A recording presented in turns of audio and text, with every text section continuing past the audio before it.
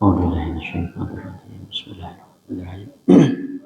Assalamualaikum warahmatullahi wabarakatuh.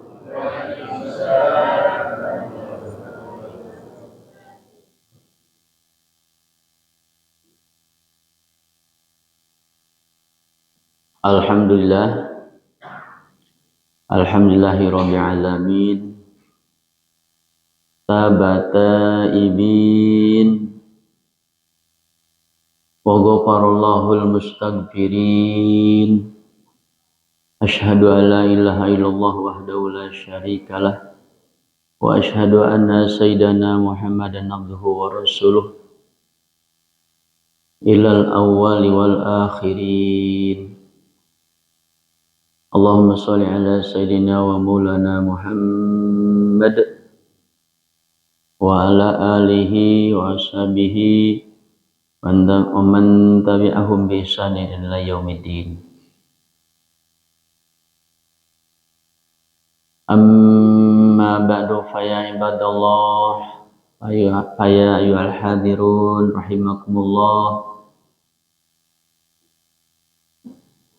Qala ta'ala fi kitabihil karim, innallaha yuhibbut tawabina wa yuhibbul mutatahhirin. Wa qala Rasulullah sallallahu alaihi wasallam, kullu ibni adam khata'un wa khairul khati'in tawabin. Al-ayah wal hadis sadaqallahul azim wa sadaqa rasulullah shadiqul amin. Hadratal mukarramin, para alim ulama yang saya hormati, para asatidah yang saya hormati, para haji dan hajahnya yang saya hormati, yang terhormat Ketua Masjid Bapak Imam rahimakumullah, Bapak Khotib Bilal Gori beserta pengurus yang lainnya, ayahanda, bunda, guru saya, orang tua saya, jamaah sholat subuh, shoimin dan shoimat, mudah-mudahan semua kita mendapatkan rahmat Allah Subhanahu wa ta'ala. Amin ya rabbal alamin. Yang pertama tentunya kita bersyukur kepada Allah Subhanahu wa ta'ala atas taufik dan hidayahnya, atas pertolongan dan petunjuknya, sehingga kita bisa melangkahkan kaki, mengayunkan tangan ke masjid yang kita cintai ini untuk menjalankan perintah Allah Subhanahu wa ta'ala, yaitu sholat subuh berjamaah. Semoga sholat subuh kita diterima oleh Allah Subhanahu wa ta'ala. Amin ya rabbal alamin. Salat beserta salam kita haturkan kepada kekasih kita, junjungan kita, baginda besar Nabi Muhammad sallallahu alaihi wasallam, kepada keluarganya, para sahabatnya, pengikutnya. Mudah-mudahan kita semua mendapatkan syafaatnya di hari kemudian. Amin ya rabbal alamin. Orang tua saya, ayahanda, bunda yang dimuliakan oleh Allah Subhanahu wa ta'ala, pada kesempatan hari ini kita dengan judul sesungguhnya Allah cinta kepada orang-orang yang tobat, dan Allah cinta kepada orang-orang yang mensucikan diri. Surat 2 ayat 222.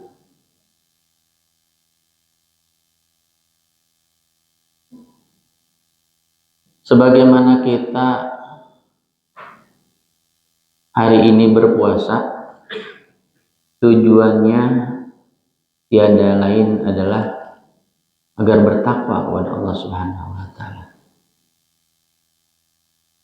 Bertakwa menurut para ulama mendefinisikan bahwa takwa adalah menjalankan perintah Allah dan menjauhi segala larangannya. Oleh karena itu pada kesempatan yang berbahagia ini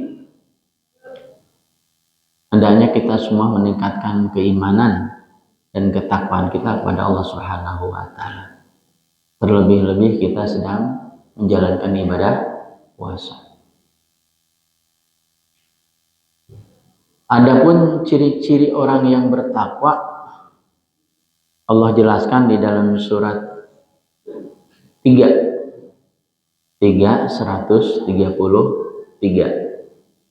Kalau yang tadi 2. Ada 4 duanya. Kalau ini 3, 1, 3.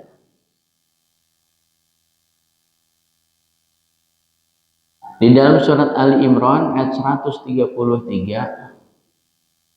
Allah memerintahkan kepada kita agar segera bertobat. Bismillahirrahmanirrahim.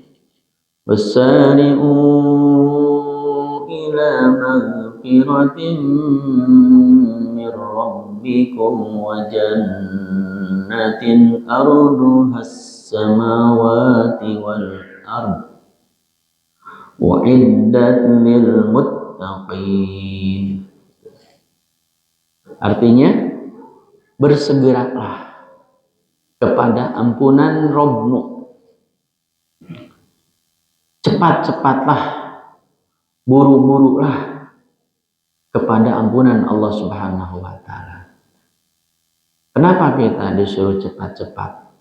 Kenapa kita disuruh buru-buru bertobat?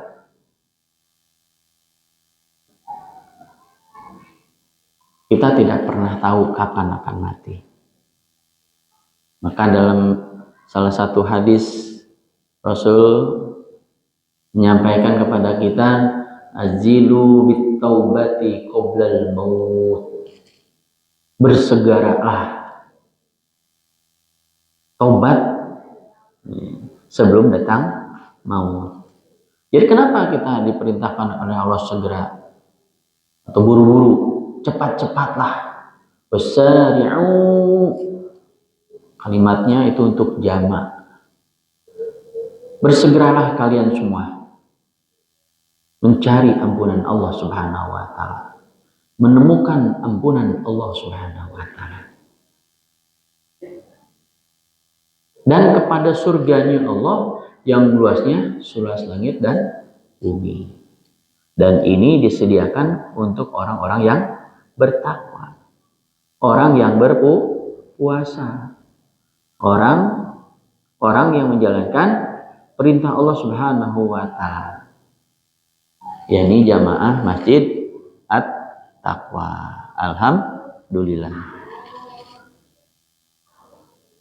Jadi diperintahkan oleh Allah Subhanahu wa taala untuk segera menjalankan taubat. Ajilu bitaubati qoblal maut. Bersegeralah kepada ampunan Allah Subhanahu wa taala.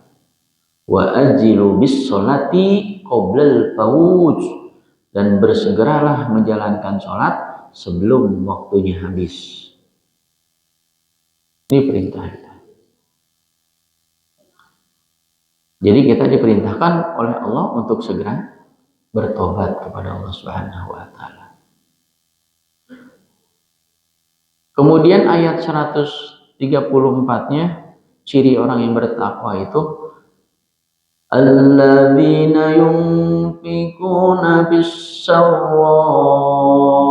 wad-dharra'i wal kadhimina al-ghaidha wal 'afina 'anil nas wallahu yuhibbul muhsinin.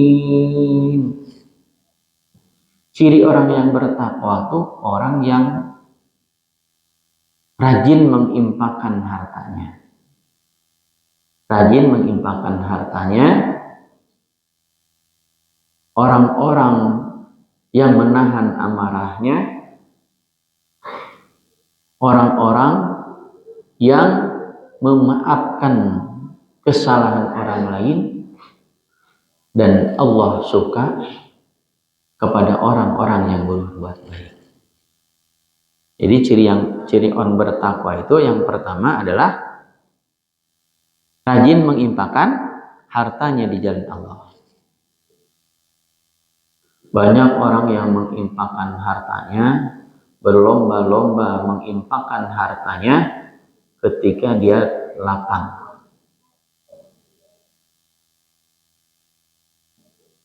Banyak. Kemudian banyak juga orang yang berlomba-lomba menginfakkan hartanya ketika sempit. Maka Allah memerintahkan kepada kita, berinfaklah dalam keadaan senang atau susah, sulit, lapang atau sempit. Banyak orang yang berlomba-lomba menginfakkan hartanya dan Allah dalam keadaan lapang, keadaan senang. Banyak. Tapi enggan ketika dia sempit. Padahal Allah memerintahkan berinfaklah dalam keadaan senang dan susah, dalam keadaan lapang dan sempit, perintahnya Allah begitu. Ada pula orang yang banyak berlomba-lomba berinfak ketika keadaan sempit, susah, datangin yatim piatu, datangin pesantren, datangin mati jompo, minta doanya. Dalam keadaan senang, hidup apa? Dia lupa sama orang yatim, sama orang miskin, orang bokor. Dalam keadaan bermasalah, lupa. Mau nyalonin, menjadi caleg, berlomba-lomba. Ketika masa sulitnya hilang, masalahnya selesai, tujuannya tercapai, kembali penyakit pelitnya, penyakit bahilnya, penyakit peditnya, penyakit meregehese. Meregehese tahu Pak?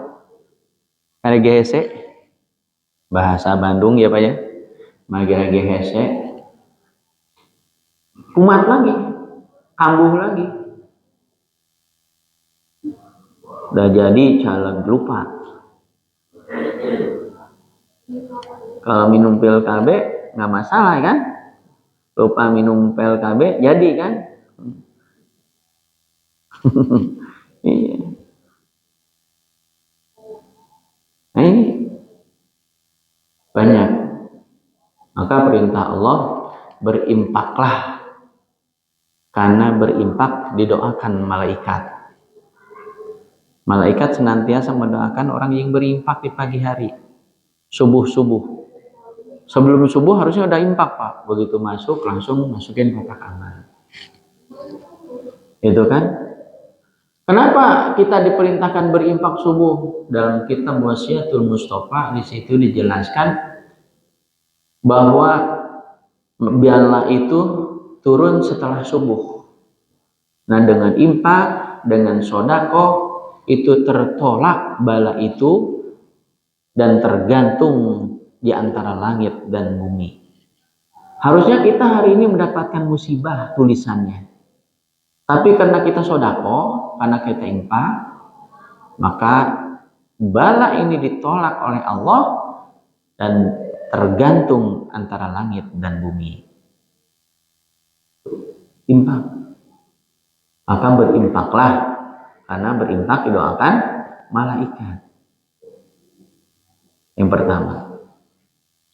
Yang kedua, berinfaklah karena Allah ganti 700 kali lipat. Begitu kan? Di dalam surat 2 ayat 261. Masalul ladina yunfikuna amwalahum fisabilillah kama salihabatin ambatat sab'a sanabila fi kulli sumbulatin mi'atu habbah wallahu yudha'ifu liman yasha. Itu perumpamaan orang-orang yang menginfakkan hartanya di jalan Allah ibarat orang menanam satu butir biji atau kebaikan, maka menjadi tumbuh menjadi 7 bulir. Setiap bulirnya menjadi 100 bulir. Berarti 700 kali lipat. Itu di bulan biasa, Pak. Kalau di bulan Ramadan berlipat ganda pahalanya. 1000 bukan 700.000 lagi. Tapi ya kehendak Allah. Wallahu yudha'ifu liman yasha. Allah melipat gandakan kepada orang yang Dia kehendaki. Bigori hisab tanpa hitung-hitung Allah membalasnya, menggantinya di bulan puasa ini. Maka berinfaklah di bulan puasa. Syawal. Banyak orang yang infak di bulan puasa hari ini, giliran Syawal pelit lagi. Kenapa? Ya sedikit Ustaz pahalanya. Tidak, tetap 700. Cuma di bulan Ramadan ini dilipat gandakan pahalanya. Sekehendak Allah. Maka berinfaklah, Allah ganti 700 kali lipat. Percaya nggak? Yakin nggak? Iman nggak? Infaklah kepada Allah Subhanahu wa Ta'ala.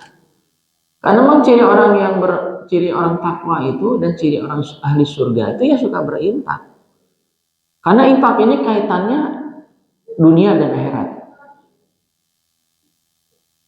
Ketika Nabi Musa bertanya kepada Allah, karena Allah itu di antara malaikat, di antara para nabi itu ada yang langsung berbicara dengan Allah Subhanahu wa Ta'ala, ya kan? Iya, Nabi Musa langsung berbicara dengan Allah. Maka di dalam surat Al-Baqarah ayat 142, halaman 42 di situ. Di halaman 42 ayat pertama, halaman pertama tuh, arisan pertama. Kalau Ustaz Adi begitu ya. Apa di situ? Tilkar rusul. Gitu kan? Di antara rasul itu ada yang langsung minhum kalam Allah wa rafa'a ba'dahum fawqa darajah. Di antara mereka itu di antara para nabi itu ada yang langsung berbicara dengan Allah Subhanahu wa Ta'ala. Allah lebihkan, di antaranya Nabi Musa. Maka Nabi Musa itu bertanya kepada Allah, "Ya Allah, saya sudah menjalankan perintah-Mu ya Allah. Saya sudah sholat, saya sudah puasa, saya sudah zakat, saya sudah zikir. Yang mana yang engkau cintai dari ibadahku itu?" Kata Allah, apa jawabannya? Sholat itu hanya untukmu, mencegah perbuatan keji dan munkar. Puasa hanya untukmu, kata Allah. Karena puasa hanya menahan amarahmu. Zikir hanya untukmu, biar kamu tenang. Kan gitu kan? Lantas yang mana ya Allah? Kata Allah, sodakoh, infak. Karena sodakohmu, ketika kamu bersodakoh kepada saudaramu, ketika infak kepada saudaramu, maka aku tersenyum di situ. Tuh. Sodakoh menghantarkan kita masuk surga. Haji berulang kali, umroh tiap tahun. Umroh Pak, setahun sekali Pak. 2 kali hukumnya makruh. Kecuali pembimbing, ya kan? Kecuali tour leader, boleh. Setahun 5 kali boleh kan? Memang tour leader, pembimbing. Tapi kalau bagi kita setahun sekali. Dan wajibnya memang sekali. Kalau berulang kali, berhamdalah. Karena memang perintah Rasul. Umroh 1 ke umrohnya berikutnya merupakan kifarat dosa. Berarti menunjukkan umroh itu berulang kali boleh. Mudah-mudahan umroh kita setelah bulan haji, ya kan? Amin ya robbal alamin. Yang kencang aminnya. Amin ya robbal alamin.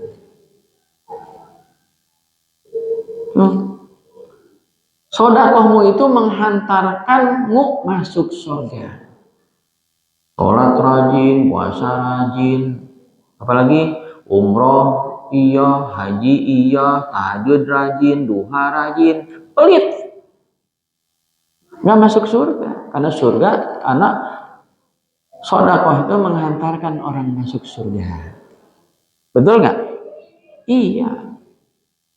Maka ketika Allah menciptakan surga, Allah malaikat bertanya, surga bertanya, ya Allah, untuk siapa kalimatnya? Untuk siapa aku diciptakan?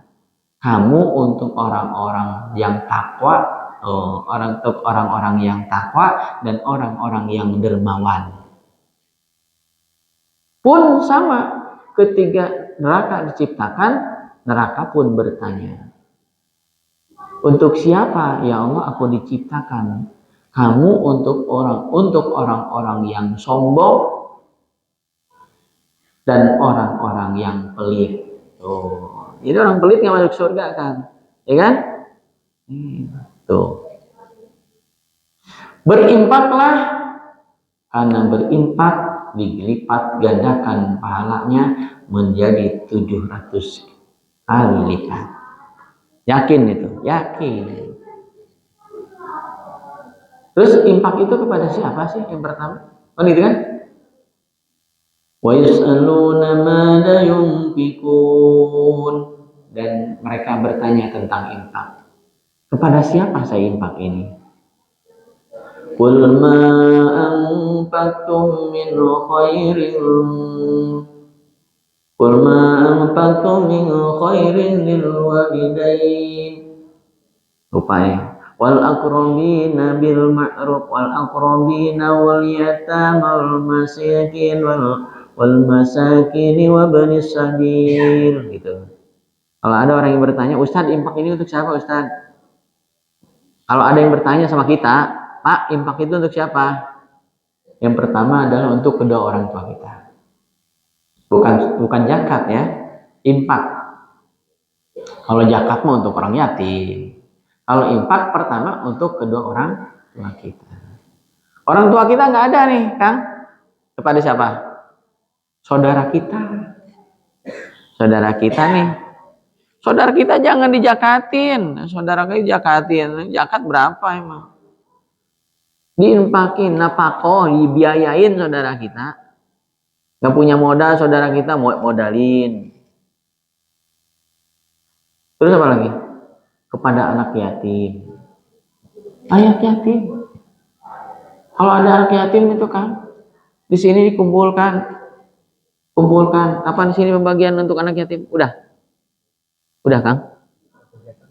Alhamdulillah. Ya, anak yatim itu harus harus dimaslahatkan oleh kita. Harus manfaatkan. Dia harus bermanfaat maksudnya. Harus dibiayain. Kan wa yas'aluna 'anil yatimi. Jika ada yang bertanya kepada kamu tentang anak yatim, qul islahul lahum khair. Maka hendaklah kamu berbuat baik kepadanya. Jangan anak yatim dijahatin, jangan. Terus apalagi ke sana? Dan itu adalah saudaramu. Apa gitu? Itu adalah saudaramu. Saudara kita anak yatim ini. Karena Rasul sangat cinta sama anak yatim. Dan kalau kita nggak memberikan makan ke anak yatim, kita akan masuk neraka syakor. Kan gitu kan? Masalah kakum bisakor? Apa yang membuat kamu masuk sakor? Neraka? Qalu lam nakum minal muslimin. Aku tidak termasuk orang-orang yang suka sholat. Walam naku nut'imul miskin. Aku tidak memberikan makan orang miskin. Itu diantaranya anak yatim. Terus untuk lagi siapa infak? Untuk ibnu sabil. Ibnu Sabil itu orang yang sedang, kalau ibnu itu anak, Sabil itu perjalanan. Anak yang dalam perjalanan. Anak apa ya? Yang nuntut ilmu, gitu kan? Yang nuntut ilmu, guru-guru TPQ di sini, yang terikat jihad di jalan Allah. Dia nggak sempat usaha, nggak sempat kerja, nggak sempat dagang, nggak sempat apalah gitu kan. Dia kerjanya hanya ngajar ngaji di sini di TPQ ini. Berikan infak, jangan dijakatin, lain lagi. Itu. Jadi berinfaklah, Allah balas 700 kali lipat. Jangan pengen di dunia aja, Ustadz saya udah infak nih 100.000 nih, kok belum dibalas sama Allah? Ya jangan, emang hidup di dunia doang kita. Kita akhirat hidup kita. Oh saya udah bantu masjid nih Ustadz, kok nggak dibalas-balas sama Allah? Hidup kamu dunia apa aja, dunia saja apa akhirat saya? Tapi kalau mau dunia aja, wa may yuridu sawabad dunya yu'ti biha. Apabila kamu ingin mengharapkan pahala dunia, Allah kasih juga. Seperti tadi di ayat 200 ayat 200 tadi. Ayat 200. Rabbana atina fid dunya wa ma lahu fil akhirati min khalaq. Surat 2 ayat 200 tadi. Dan ada yang berdoa, ya Allah, saya minta kebaikan di dunia saja. Di akhirat tidak. Kalau kita kan ingin dunia akhirat kan? 201-nya begitu kan? Ayat 2, surat 2 ayat 200 tadi. Yang Rabbana atina fid dunya hasanah wa fil akhirati hasanah wa qina adzabannar. Dan di antara mereka ada yang berdoa, ya Allah, berikanlah kami kebaikan di dunia dan kebaikan di akhirat. Itu, dan peliharalah kami dari api neraka jahanam. Itu di antara, ya. Itu. Berinfaklah dalam keadaan susah. Perintahnya berinfaklah dalam keadaan susah. Niscaya kamu keluar dari kesusahan. Jadi ternyata kalau ingin keluar dari kesusahan, ya kitanya berinfak. Mengeluarkan infak. Berapa? Ya berapa semampunya kita. Ya, infakkan di jalan Allah Subhanahu wa taala sebagai rasa syukur hati kepada Allah. Ini bersyukur kepada Allah Subhanahu wa taala. Jadi gunakanlah harta di jalan Allah ketika kita diberi kesempatan, diberi keluasan harta. Jangan sampai ketika banyak uang, ketika harta ada, disuruh haji nggak mau, disuruh umroh nggak mau. Alasannya anak saya masih kecil, anak saya masih kuliah alasannya. Begitu jatuh miskin, baru dia nyesel, kenapa saya nggak umroh ya, kenapa saya nggak haji. Terus bebas belum itunya kewajiban? Belum. Malah punya tanggung jawab. Ketika dia punya uang nggak umroh, kemudian miskin, dia tetap punya kewajiban untuk umroh. Kenapa? Karena dia dulu punya uang. Nah, kalau kita misalnya nggak punya uang dari awal sampai hari ini, misalnya uang banyak, nggak punya uang, nggak ada kewajiban dan tidak punya hutang. Jadi misalnya di antara kita ada keluasan rezeki, itu ada keluasan rezeki, tapi banyak alasan, jatuh miskin, diminta pertanggungjawabannya tetap sama Allah. Harus haji, harus umroh. Mau alasan lagi apa hari ini? Miskin. Lah kemarin mana aja? Kan gitu. Betul kan? Nah, umroh bunda, kalau punya uang jangan disimpan, uangnya di bawah bantal. Simpan mulu di bantal. Nah, kemudian ciri orang yang bertakwa itu adalah menahan amarah. Menahan amarah. Tahan amarah kita. Itu kan, tahan amarah kita. Itu ciri orang yang bertakwa. Tapi marah boleh nggak? Ya kali-kali boleh marah. Masa nggak boleh marah? Anaknya salah didiamin aja. Anaknya nggak sholat subuh didiamin aja. Pulang dari sini masih tidur. Marah nggak? Marah. Tahan, tahan. Jangan, bukan begitu. Marahin, kenapa kamu nggak sholat subuh? Mari tanya. Iya marah, kita harus sedikit. Marah itu artinya bukan digebukin, bukan. Ya marah. Itu kan Rasul juga marah, itu kan. Nah, itu diantaranya. Cuman tahan amarah. Itu mau marah nih, nggak jadi. Itu. Dan memaafkan orang lain, Bunda. Ya, kita memaafkan orang lain. Bukan hanya di bibir saja. Ya, saya maafkan. Tapi nggak tembus ke dalam hati. Sebetulnya saya memaafkan dia, tapi nggak jadi itu. Saya ikhlas, tapi nggak ikhlas. Kalau pakai lakin, itu pakai walakin, tetapi nggak jadi ikhlasnya. Kalau sampai menembus hati, ikhlas, ikhlas. Tasfiyatul qalbi, bersih hatinya. Ikhlas ya ikhlas. Baik orang itu nggak meminta maaf sama kita, kita terlebih dahulu memaafkan orang itu. Kan gitu kan? Ada sahabat Nabi masuk surga. Kata Nabi begitu. Sampai bertanya salah seorang itu, amalan apa yang dia kerjakan ya? Ternyata setelah nginap 3 hari di rumah itu, di rumah temannya itu, amalannya biasa saja. Tahajud biasa, kalau 2 rakaat gitu kan. Witir biasa 3 rakaat. Subuh 2 rakaat, gak banyak-banyak. Ditanya, amalan apa yang menyebabkan kamu masuk surga? Ternyata dia memaafkan orang lain sebelum tidur. Nah, kalau kita punya dosa sama orang lainnya minta maaf juga. Iya kan? Kan kita manusia. Manusia tempatnya lupa, tempatnya salah. Setiap anak Adam itu punya kesalahan. Dan sebaik-baiknya orang yang bersalah itu adalah mohon ampun, minta maaf, taubat.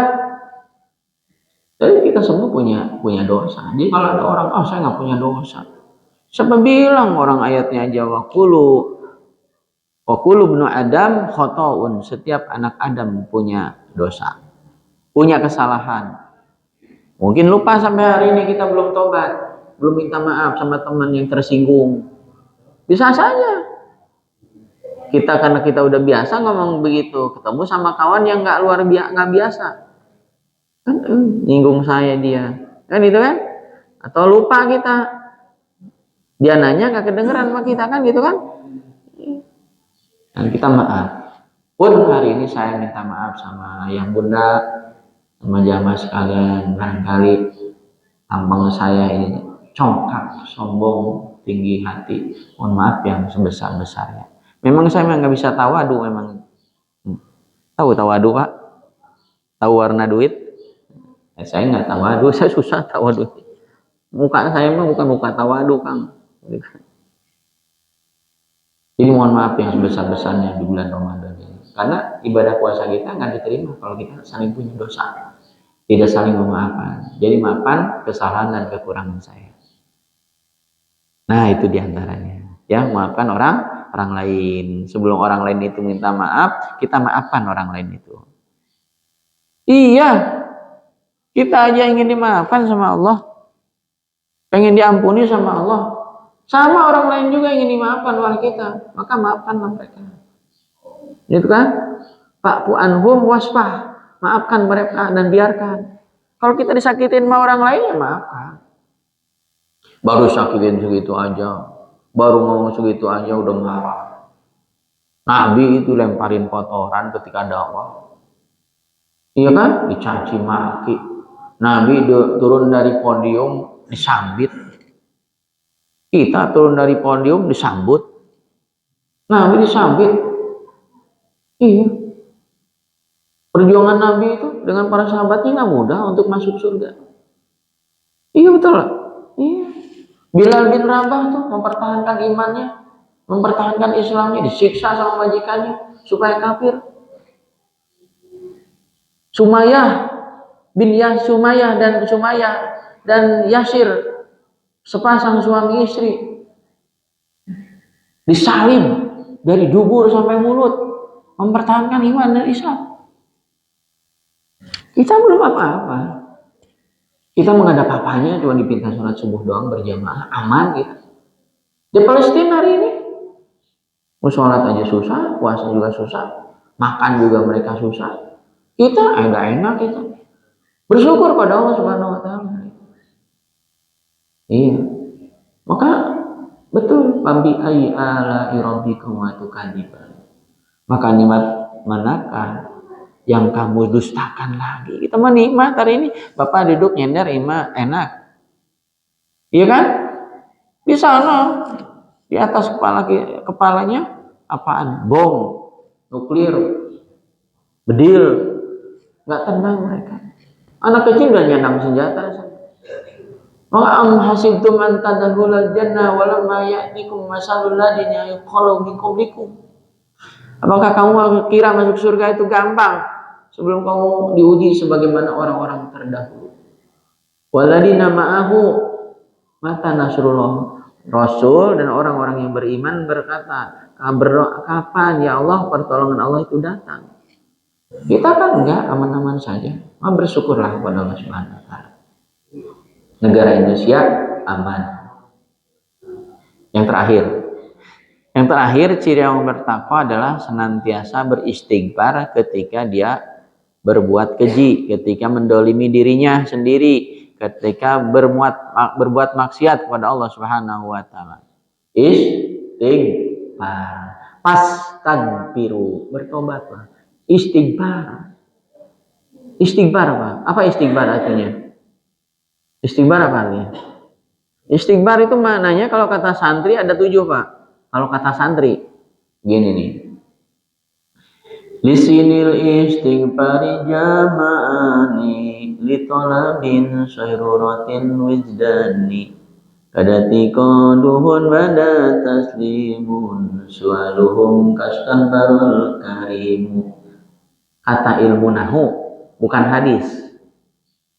Kata sorok, bahwa istighfar itu maknanya ada 7. Istighfar itu yang pertama maknanya memohon, alif sinta maknanya memohon. Alif sintanya ini yang artinya memohon. Yang kedua istighfar itu artinya mencari. Istighfar itu isnya itu alif sintanya. Kemudian yang ketiga maknanya jadi, menjadi. Yang keempat istighfar itu maknanya itikad, niat. Yang kelima istighfar itu maknanya soal, pertanyaan. Yang keenam maknanya istihbab, berita, maklumat. Yang ketujuh maknanya istilam, berserah diri. Jadi istighfar itu harus dicari, Pak. Kapannya di bulan Ramadan ini pas kita untuk bertobat. Karena belum tentu tahun depan kita ketemu lagi dengan bulan Ramadan. Terakhir pertanyaan.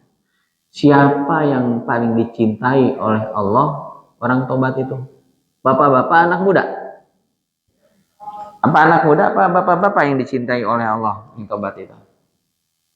Kalau bapak-bapak tobat udah wajar ya Kang. Saya tobat nih, udah pantas Pak. Betul nggak? Bapak tobat, nenek tobat, ibu tobat, udah pantas. Rajin di masjid udah pantas.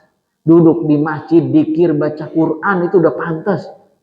Udah bau tanah. Sebentar lagi masuk liang kubur. Terus siapa yang paling dicintai oleh Allah? Yang tobat itu adalah pemuda yang tobat. Pemuda yang tobat. Kenapa pemuda yang tobat? Ya pemuda kan tenaga gede, nafsu gede, kesempatan ada. Banyak. Laki-laki tobat. Ya pantas. Nafsu udah kurang, tenaga udah kurang, kesempatan nggak ada, tobat ya pantas itu. Memang sudah waktunya tobat kita. Tapi kata Allah di dalam surat 2 ayat 222 tadi, innallaha yuhibbut tawwabina wa yuhibbul mutatahhirin. Ujung ayatnya ya. Kalau ayat awalnya wa yas'alunaka 'anil mahid qul huwa adal fa'tazilun ta'tajilun nisa'i fil mahid. Gitu kan? Wala taqrabuha hatta yatahur. Fa idza tatahharna min haitsu amarakumullah. Wallahu yuhibbut tawwabin wa yuhibbul mutatahhirin. Kan gitu. Ya. Ayo kita sama-sama bertobat kepada Allah Subhanahu wa taala dengan istighfar. Istighfarnya Nabi Adam ya. Ya, istighfarnya Nabi Adam tahu kan? Yuk. Rabbana ya Rabbana zalamna anfusana wa illam taghfir lana wa tarhamna lanakunanna minal khasirin. Rabbana ya Rabbana zalamna anfusana wa illam taghfir lana wa tarhamna lanakunanna minal khasirin. Amin ya rabbal alamin. Satu lagi doanya Nabi Yunus. La ilaha illa anta subhanaka inni kuntu minadh dhalimin. La ilaha illa anta subhanaka inni kuntu minadh dhalimin. La ilaha illa anta subhanaka inni kuntu minadh dhalimin. Amin ya rabbal alamin. Semoga dosa-dosa kita diampuni oleh Allah Subhanahu wa taala. Mohon maaf, hanya ini yang bisa sampaikan. Yang baik, kata-kata yang baik semoga jadi doa, yang salah mohon maaf yang sebesar-besarnya. Aku lu qouli hada astagfirullahaladzim billahi taufiq wal hidayah. Assalamualaikum warahmatullahi wabarakatuh.